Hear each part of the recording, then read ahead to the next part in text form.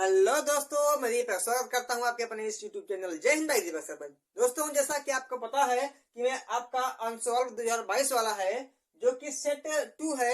2 का मैंने आपका जो खंड का को अच्छी तरीके से कंप्लीट कर दिया था, जिसमें आपके पॉलिटी और आपके क्या है हिस्ट्री से क्वेश्चन है। ठीक, अब उसी पार्ट का जो आपका बी वाई है, इसी बी वाई का मैं आपको खंड खा जिसमें भूगोल और अर्थव्यवस्था के क्वेश्चन है, उन सभी को अच्छे तरीके से आपके सामने बताने का प्रयास करूंगा। तो आपसे उम्मीद है ये है, क्या करेंगे आप कापी किताब निकाल के इन सभी प्रश्नों को लिखेंगे ताकि आपके बोर्ड एग्जाम में क्या हो जाए, आपको अच्छी तरीके से सहायता मिल पाए और अच्छे खासे आप नंबर ला पाए। ठीक, तो यह क्या है आपका, ये क्या है आपका अनसॉल्व है। क्योंकि देखिए आपका जो सिलेबस है वो तो चेंज हो गया है, लेकिन जो क्वेश्चन है वो तो वही है। तो क्वेश्चन जब वही है तो आप क्वेश्चन को पढ़ने का प्रयास कीजिए, ना कि सिलेबस के पीछे भागिए। ठीक, सिलेबस अगर आपका कंप्लीट रहेगा तो आपको ठीक रहेगा। तो आप मैं खंड ख को बताने का प्रयास करूंगा, जो कि स्टार्टिंग होता है बहुविकल्पीय प्रश्न से। यानी कि सबसे पहले बहुविकल्पीय बहुविकल्पीय प्रश्न को जानने का प्रयास करेंगे। बहुविकल्पीय प्रश्न को जानने का प्रयास करेंगे। तो बहुविकल्पीय में क्या है कि निम्नलिखित में से आप अगर आंसर आपके पास है तो निकाल लीजिए। मैं बता रहा हूं, निम्नलिखित में कौन सा रोपण फसल है। यानी कि इसमें जो दिया गया है आपका, आप क्वेश्चन नंबर 15 से स्टार्टिंग है कि आपका रोपण फसल। तो रोपण फसल होता क्या है? यानी कि एक ऐसा फसल जिसको एक बार बीज डालें और बीज डालने के बाद थोड़ा पौधा बड़ा हो जाए और उस पौधे को एक निश्चित दूरी पर लगाए, उसे कहते हैं रोपण। सिंपली आप धान मान लीजिए, धान का क्या होता है, गांव गांव में बेरन पड़ता है। बेरन पड़ने के बाद जब इतना हो जाता है तो इसको ले जाकर खेत में लगाते हैं। यानी कि उसको बोया नहीं जाता है, उसकी रोपाई की जाती है, उसका रोपण होता है। इसमें ऑप्शन में दिया गया है कि गेहूं, चना, गन्ना, मूंगफली। यानी कि इसमें रोपाई करने वाली जो फसल है वह गन्ना है, क्योंकि गन्ने का बीज जो है वह छोटा नहीं होता है। इस गन्ने को बड़ा बड़ा काट लिया जाता है तत्ता, उसके बाद खेत में बोया जाता है। ठीक, तो इससे क्या हो रही है, रोपाई। आप धान भी लगा सकते हैं, यानी कि जो धान की खेती होती है उसकी भी रोपाई की जाती है। तो आप धान लिखिएगा, अगर धान नहीं ऑप्शन में रहेगा तो गन्ना हो जाएगा। ठीक, 2 प्रश्न से हो गया। आपका 16 नंबर क्वेश्चन क्या है? 16 नंबर वह है कि निम्नलिखित में से कौन सा संसाधन पुनः चक्रीय है। कौन सा संसाधन क्या है, कौन सा जो संसाधन है वह पुनः चक्रीय है। पुनः चक्रीय का मतलब है कि एक बार उसका प्रयोग कर ले और करने के बाद कुछ उसका एक प्रकार से नया विनिर्माण करे, ताकि वह दोबारा क्या हो जाए, उपयोग में लाया जा सके। तो ऑप्शन में लोहा है, पौल ऊर्जा है, ज्वारीय ऊर्जा है और प्रशोधन है। इसमें जो लोहा होता है, लोहा यह पुनः चक्रीय है। ठीक, यानी कि लोहा अगर देखिए तो आप लोग उसका उपयोग करते हैं, लेकिन जब लोहा एकदम से थोड़ा सा अनुपयोगी हो जाता है तो आप उसको कबाड़ी को दे देते हैं। तो कबाड़ी क्या करता है, उसको ले जाता है और गला फिला के एक नए प्रकार का सामान लोहे का आपको सामने लेके आता है। यानी कि लोहा कैसा है, पुनः चक्र साधन, यानी कि इसकी जो चक्र है चलता रहता है, जल्दी से समाप्त नहीं होता। तो आप लोहा लिख सकते हैं। आप जो फाइबर आता है इसको लिख सकते हैं, फाइबर आता है इसको भी लिख सकते हैं। फाइबर नहीं, एल्युमिनियम, क्या एल्यूमिनियम, ये सब क्या है, कुछ प्लास्टिक होते हैं, प्लास्टिक के प्रकार, वे भी क्या होते हैं, वे भी पुनः चक्रीय संसाधन होते हैं। आपका यह हो गया। आपका 17 नंबर क्वेश्चन क्या है कि कोरबा प्रसिद्ध है। कोरबा प्रसिद्ध है, तो कोरबा एक स्थान है कहाँ, जो कोरबा है यह कोरबा एक स्थान है कहाँ, आपके छत्तीसगढ़। कहाँ पे, छत्तीसगढ़ का एक स्थान है जो कि कोयला के लिए क्या है, कोयला के लिए बहुत ज्यादा प्रसिद्ध है। क्या है, कोयला के लिए ज्यादा प्रसिद्ध है। इसी कोरबा में एक ग्योरा नामक क्या है, ग्योरा नामक खान है, जो कि पूरे एशिया में सबसे बड़ी कोयला की खान है। क्या है, सबसे बड़ी कोयला की खान है। ठीक, सबसे बड़ी। देखा जाए तो इसमें एक प्रश्न होता है झरिया, क्या आता है, झरिया किसके लिए प्रसिद्ध है, तो झरिया भी कोयला के लिए क्या है, कोयला के लिए प्रसिद्ध है। इसके लिए कोयला के लिए प्रसिद्ध है। यह आपके कहाँ पे, झरिया, जहाँ से झारखंड। ठीक, तो आपका क्या हो गया है, आपका यह 2 प्रश्न बन गया। कोरबा किसके लिए है, तो कोयला के लिए, कहाँ पे है, छत्तीसगढ़ में है।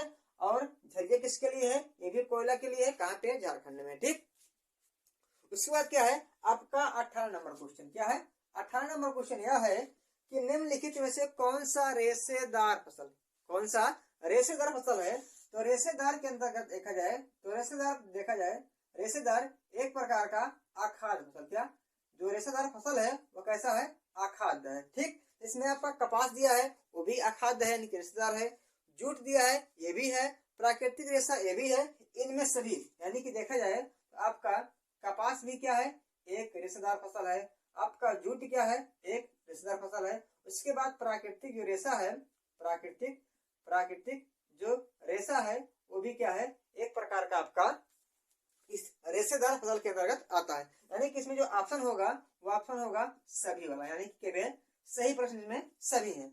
उसके बाद आपका जो एक क्वेश्चन है कि निम्न पड़ोसी देशों में से कौन से मानव विकास के लिहाज के लिए देश की जो स्थिति है उसकी वो भारत से बेहतर है। इसमें जो ऑप्शन नंबर 19 है, क्वेश्चन नंबर 19 है, इसमें क्या होगा कि देखा जाए तो विकास के दृष्टिकोण से, जो व्यक्तिगत विकास है उसकी दृष्टिकोण से देखा जाए तो श्रीलंका क्या है, श्रीलंका भारत देश से ज्यादा बेटर है। व्यक्ति की बात की जाए तो 20 नंबर क्वेश्चन क्या है, एक वस्तु का अधिकांशतः प्राकृतिक प्रक्रिया से उत्पादन सम्मिलित है। यानी कुल मिला के यानी कि प्राकृतिक जो वस्तुएं होती हैं उनका उत्पादन किस क्षेत्र से होता है। तो इसमें जो आपका ऑप्शन क्वेश्चन नंबर 20 होगा, इसमें जो प्राकृतिक प्रक्रिया के द्वारा जो वस्तुओं का निर्माण, जिस वस्तु का निर्माण होता है उस क्षेत्र को कहते हैं क्या, उस क्षेत्र को कहते हैं हम प्राथमिक, क्या कहते हैं, प्राथमिक क्षेत्र, क्या कहते हैं, प्राथमिक क्षेत्र कहते हैं, प्राथमिक क्षेत्र कहते हैं। यानी कि प्राकृतिक की बात करें तो आपका जो फसल है वो सब आ जाता है, पेड़ पौधे आ जाते हैं, तो कृषि का आता है, जिसमें कृषि जाता है आपके प्राकृतिक क्षेत्र, इसमें प्राथमिक क्षेत्र के अंतर्गत। यह क्या है, आपका बहुविकल्पीय प्रश्न है। ठीक, पहला क्या है, रोपण फसल कौन सा है, तो गन्ना है, अगर धान भी होगा तो ही होगा। संसाधन पुनः कौन सा है, तो लोहा है, लेकिन अगर ऑप्शन में एल्युमिनियम भी होगा या तमाम जो धातु है जिसे गला के एक नई धातु बनाई जा सकती है वो भी इसके अंतर्गत आएगी। कोरबा क्या है, कोरबा एक छत्तीसगढ़ में कोयला की प्रसिद्ध खान है। ठीक, उसमें झरिया भी आता है जो झारखंड में है, कोयला के लिए भी फेमस है। रेशेदार जो फसल है वह कपास भी है, जूट भी है, प्राकृतिक रेशा भी है। ठीक, देखा जाए मानव विकास के लिहाज से देखा जाए तो श्रीलंका की जो स्थिति है वो भारत से अच्छी है। प्राकृतिक जो प्रक्रिया है, प्राकृतिक प्रक्रिया मतलब क्या होता है कि प्रकृति के द्वारा कैसी कौन सी चीज ज्यादा अधिक मात्रा में निर्माण की जाती है, तो प्राथमिक क्षेत्र के अंतर्गत जो आता है उसी का निर्माण प्राकृतिक प्रक्रिया द्वारा किया जाता है। इसमें प्राथमिक क्षेत्र के अंतर्गत आप कृषि को ले सकते हैं, और कृषि क्या है, प्राकृतिक प्रक्रिया द्वारा निर्माण होने वाला एक क्षेत्र। ठीक, तो विकल्प क्या हो गया, आपका हो गया क्लियर। उसके बाद क्या है, अब बात करते हैं अति लघु उत्तरीय प्रश्न। किसकी बात करते हैं, अति लघु उत्तरीय प्रश्न की बात करते हैं।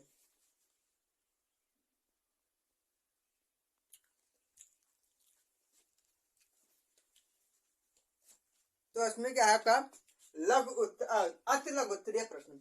अब अति लघु उत्तरीय प्रश्न में क्या है, आपका 3 क्वेश्चन दिया गया है। ठीक, तो पहला है आपका अपुनचक्रीय, यानी कि अपुनचक्रीय प्राकृतिक संसाधन किसे कहते हैं, 2 एग्जाम्पल बताइए। क्या, तो आपका है अपुनचक्रीय, क्या अपुनचक्रीय जो संसाधन है वे कौन से होते हैं और इनका एग्जाम्पल। तो अपुनचक्रीय संसाधन का मतलब ऐसा होता है कि एक ऐसे संसाधन जिनका उपयोग आप एक बार कर लेते हैं और दोबारा उनका उपयोग आप नहीं कर पाते हैं, उसे कहते हैं अपुनचक्रीय। यानी कि दोबारा आप उनका चक्रीकरण करके प्रयोग नहीं कर सकते हैं, उसे कहते हैं अचक्रीय संसाधन। जैसे इसमें आपका होता है कोयला का उपयोग अगर आप एक बार कर लेंगे तो वह कोयला नहीं आएगा। ठीक, अब पेट्रोल जितने होते हैं, पेट्रोल को अगर एक बार उपयोग में आप कर सकते हैं तो आप दोबारा उसका उपयोग नहीं कर पाएंगे, बहुत लंबे समय तक, यानी कि लाखों करोड़ों वर्ष लग जाएगा उसको बनने के लिए। और आप लिख सकते हैं इसके अंतर्गत उसको जीवाश्म ईंधन का या प्राकृतिक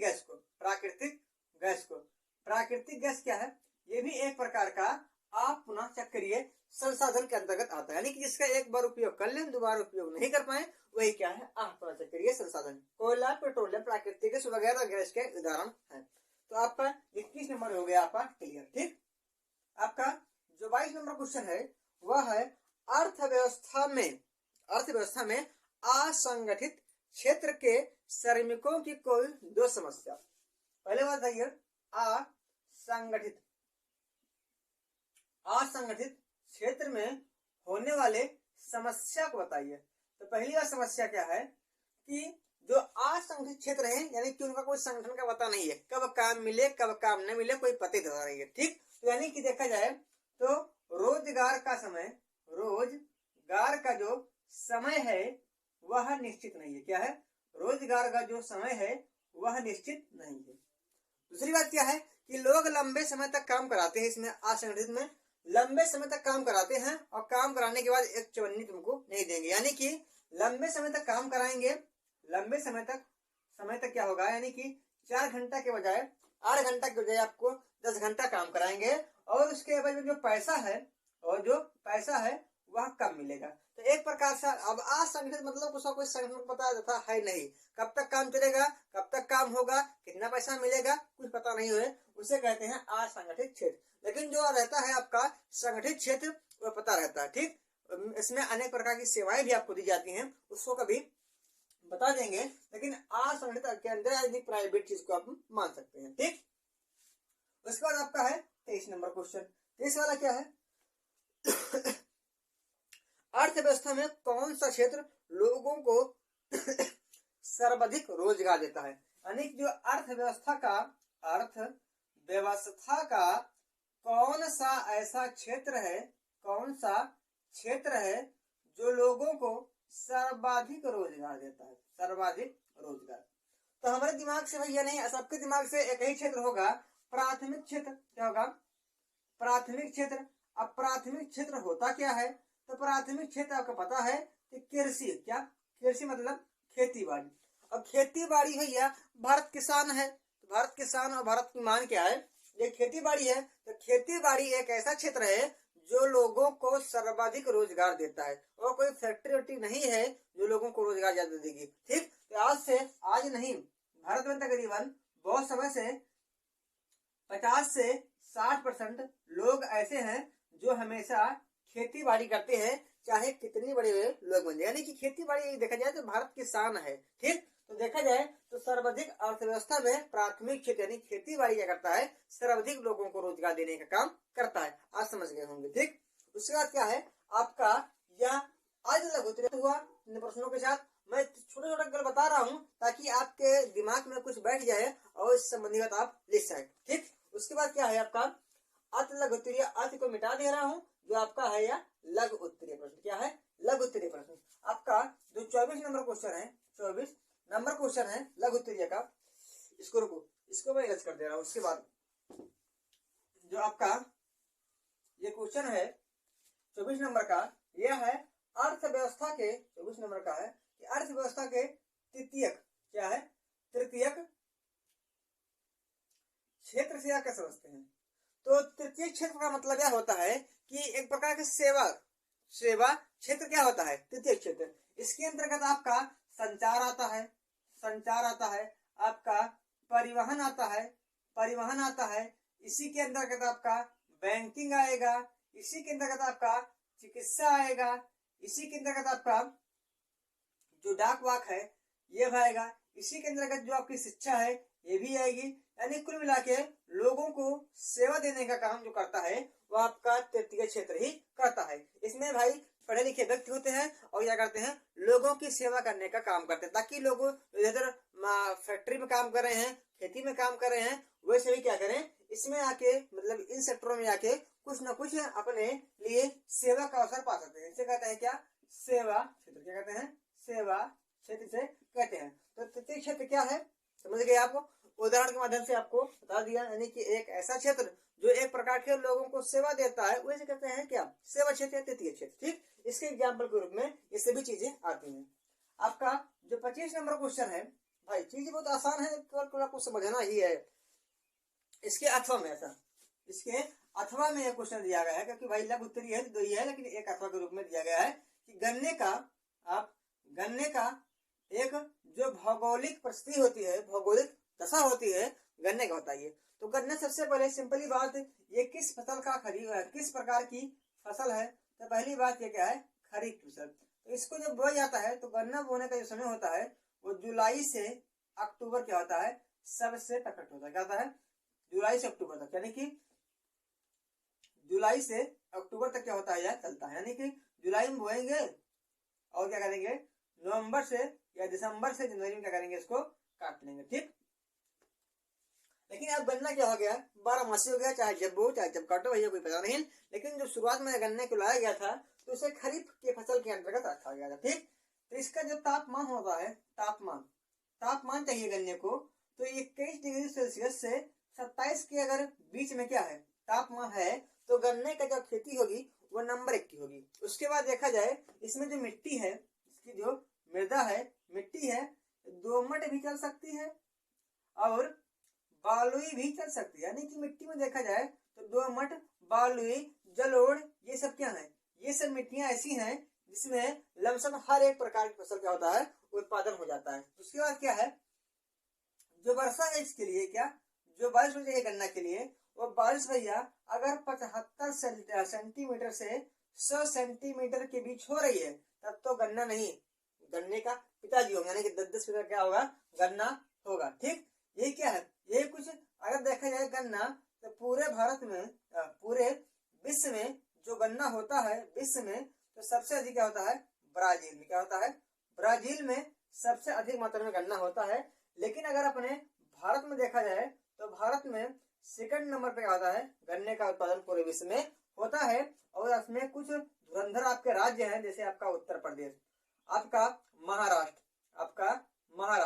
आपका तमिलनाडु, क्या है, तमिलनाडु और आंध्र प्रदेश वगैरह राज्यों में क्या होता है, गन्ना बहुत अधिक मात्रा में होता है। तो आप क्या करेंगे, मैं केवल शॉर्टकट में इन चीजों को बता रहा हूँ ताकि वीडियो लंबी ना हो और आप पूरा समझ जाए। ठीक, बाकी आप समझदार हैं, इसको अच्छी तरीके से आप बाखूबी बढ़ा चढ़ा के लिख सकते हैं, और जितना लिखेंगे नंबर उतना ज्यादा मिलेगा। ठीक, लेकिन ऑथेंटिक चीजें लिखेंगे, बकवास अगर लिखे आएंगे तो आपकी जो नंबर होंगे वो कम की वजह ज्यादा की बजाय कम हो जाएंगे। ठीक, तो आप जो लिखिए थोड़ा लिखिए लेकिन सही लिखिए, लेकिन यहाँ तक प्रयास कीजिए अच्छा लिखने का। ठीक, इसके बाद क्या है आपका 25 नंबर क्वेश्चन, क्या है आपका 25 नंबर क्वेश्चन है इसी लघु उत्तरीय का, क्या है, ऊर्जा के परंपरागत, क्या है आपका जो 25 नंबर है वह क्या है, जो परंपरागत ऊर्जा, क्या है, परंपरागत ऊर्जा, क्या है, परंपरागत ऊर्जा क्या है, उसको समझाइए और समझाने के बाद इसका जो एग्जाम्पल है उसको भी दीजिए।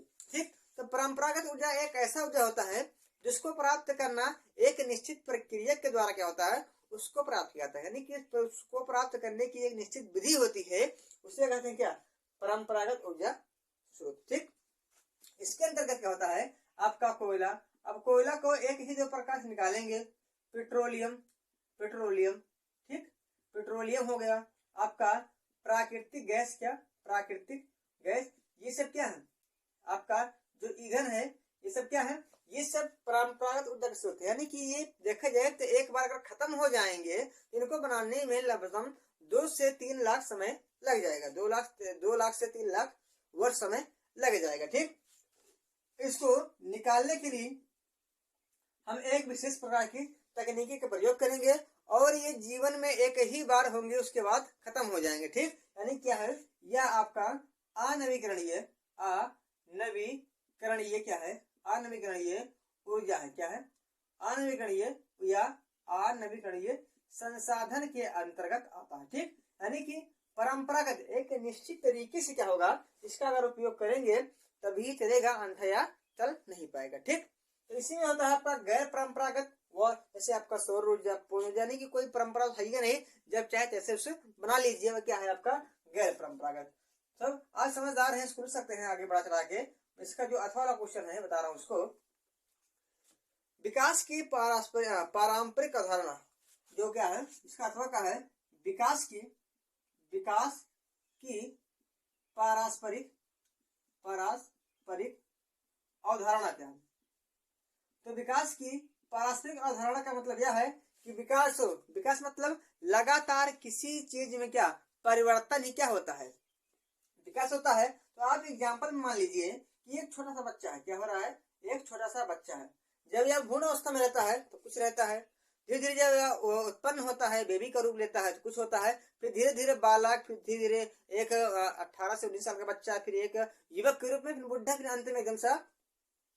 तो देखा जाए कि इस बच्चे के इस बच्चे के अंदर हमेशा विकास की एक पारस्परिक अवधारणा निहित है, क्योंकि ये क्या कर रहा है, हमेशा अपने आप को अपडेट कर रहा है, हमेशा अपने आप को चेंज कर रहा है, यानी कि हमेशा अपने आप में क्या कर रहा है, कुछ ना कुछ वृद्धि कर रहा है। तो एक ऐसा परिवर्तन या एक ऐसा विकास जिसमें लगातार क्या हो, लगातार परिवर्तन हो, उसे कहते हैं विकास की पारस्परिक अवधारणा। ठीक, इसमें किसी व्यक्ति की, इसमें किसी आदत की साथ साथ उसके व्यक्तित्व की, साथ साथ उसके व्यक्तित्व की, साथ साथ उसके कुछ व्यवहार की साथ साथ उससे कुछ सोचने की क्षमता, यानी कि विचार में, उसके विचार में, यानी कि इन सब चीजों में अगर लगातार क्या हो रहा है, परिवर्तन हो रहा है, लगातार चेंजिंग हो रही है, तो उससे कहेंगे क्या, विकास की पारस्परिक अवधारणा। ठीक, जैसे आप एग्जाम्पल में बच्चे की जीवन दशा को मान सकते हैं। ठीक, यह क्या हो गया, आपका लघु उत्तरीय समाप्त हो गया। आपका अब क्या है, दीर्घ उत्तरीय प्रश्न है। ठीक, क्या है आपका, दीर्घ उत्तरीय प्रश्न है। मैं केवल यहाँ पे थोड़ा सा हिंट देके समझाने का प्रयास कर रहा हूँ, ताकि आप क्या करें, अच्छे से इसको लिख पाए और अच्छे से इसके ऊपर कुछ ना कुछ आप सोच पाए। ठीक, अगर ज्यादा लंबा चढ़ा के बड़ा चढ़ा के हम यही बताऊंगा तो वीडियो तो कितनी लंबी हो जाएगी आपको पता ही नहीं है। ठीक, तो केवल हिंट के माध्यम से मैं आपको कुछ समझाने का प्रयास कर रहा हूँ, कुछ बताने का प्रयास कर रहा हूँ, जिससे क्या करें, आप अच्छे तरीके से समझे और लिखने का प्रयास भी करें। ठीक, आपका क्या है, अब लघु उत्तरीय को काट रहा हूँ, अब क्या है आपका दीर्घ उत्तरीय।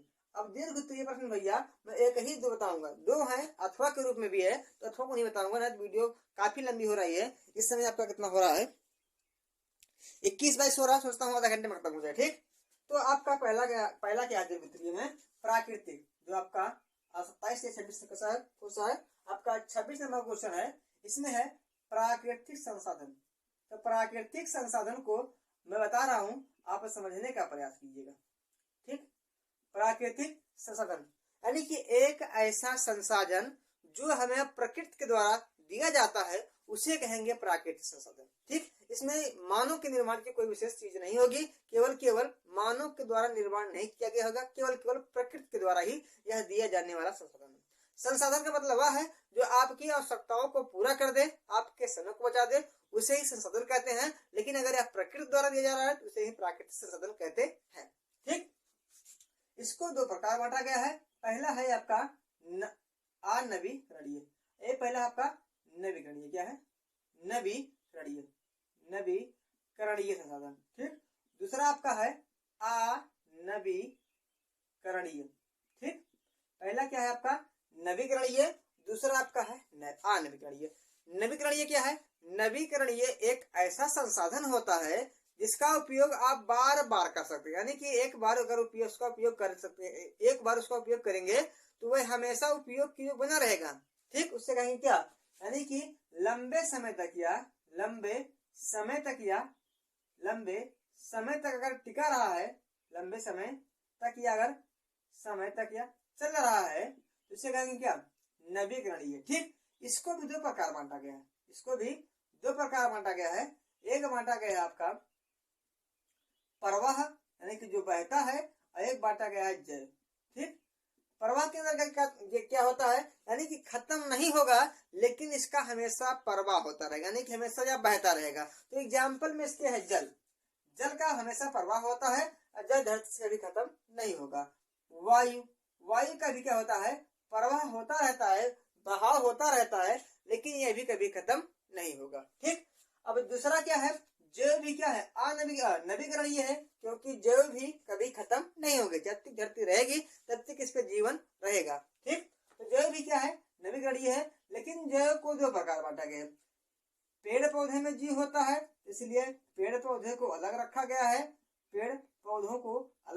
है, और वन्य जीव में भी जीव रहता है, जो कि इनको अलग रखा गया, यानी कुल मिला के जीव जंतु को, ठीक, जीव जंतु को भी रखा गया। तो प्राकृतिक चीजें ये भी हैं, अप्राकृतिक चीजें ये भी हैं, इसलिए यह नवीकरणीय संसाधन के अंतर्गत प्राकृतिक संसाधन है। ठीक, अब अनवीकरणीय के अंतर्गत भी दो चीजों को रखा गया है। अब अनवीकरणीय संसाधन एक ऐसा संसाधन होता है जिसका एक बार उपयोग कर लें, दोबारा बने, लेकिन बनने में काफी ज्यादा समय लगे। एक तो बनेगा नहीं, दूसरा बार अगर बनेगा भी तो बहुत लंबा समय लेगा। ठीक, यानी कि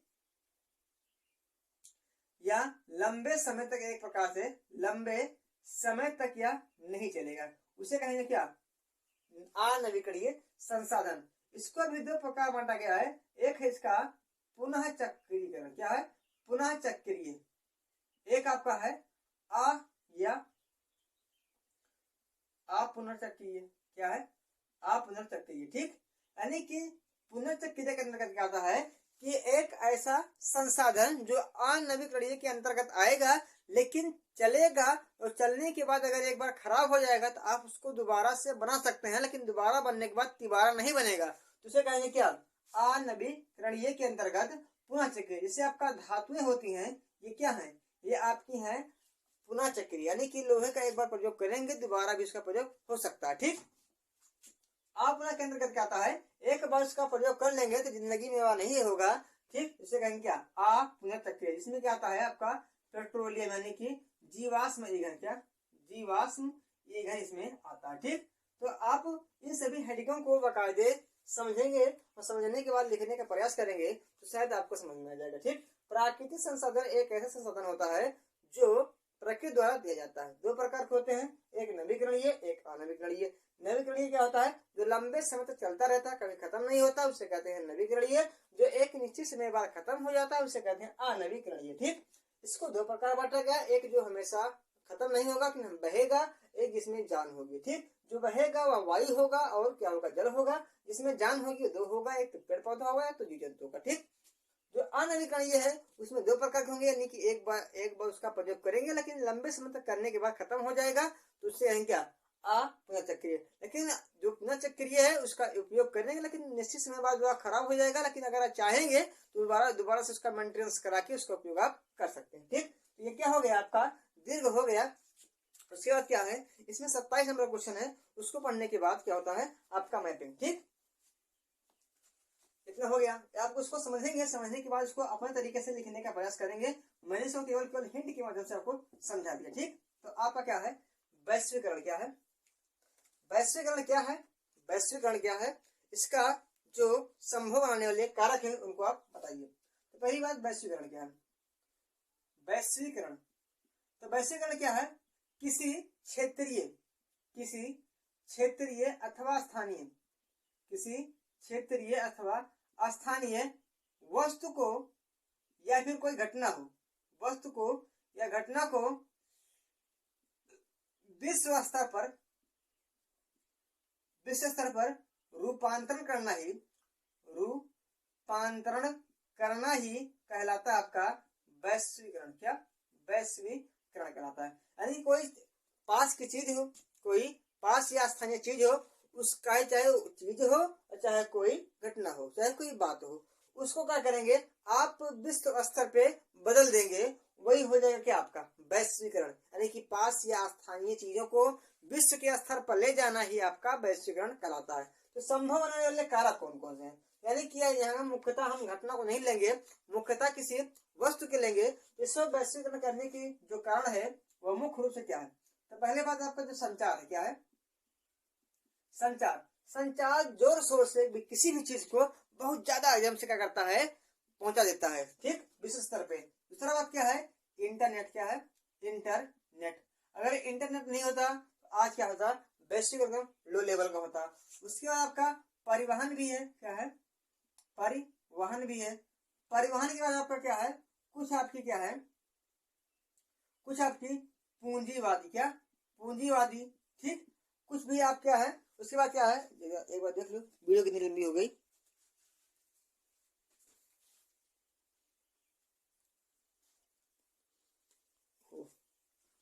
लंबी हो जाएगी। उसके बाद देखिए इसमें क्या है? इसमें आपका कुछ जो तकनीकी है, तकनीकी भी क्या है?